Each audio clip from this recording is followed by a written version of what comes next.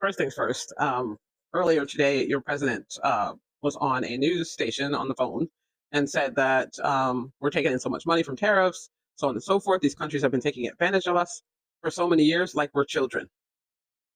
Taking advantage of us like we're children? Why would he say that? Hmm. Anyway, his Treasury Secretary, Scott Bessent, was on MSNBC being interviewed, and he finally, after all these months of lying for years, over a year, of lying that tariffs are paid by the foreign countries, and he was kind of backed into a corner and forced to admit that the importers are paying the tariffs. So listen. Here, an importer wants to buy Brazilian products today or tomorrow and import them. They're going to pay 50% to the Treasury. And so who writes that check? Well, a couple of things. First, we could have substitutions, so there's very little that only comes from Brazil.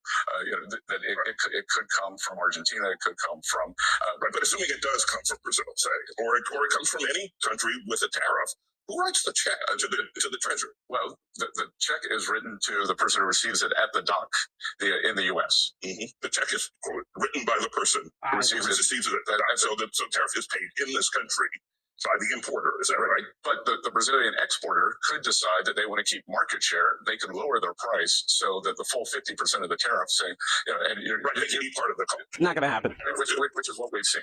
Okay. But the check is written by the importer right at the dock. Yep, and then the importer can pass it on or not. What you just said Pass it on or not is one of the most insanely idiotic things I've ever heard. Right, because in this exploitative capitalist. Yeah, so finally, I have an admission that the importer pays the tariff, which then becomes a tax on the consumer, us. So buckle up; those tariffs are going into place, and when you go to the store to buy things, including groceries, those prices will be going up, unfortunately. So for those of you who bought the lies and believe the bullshit, now you know, and your pockets will know very soon, unfortunately.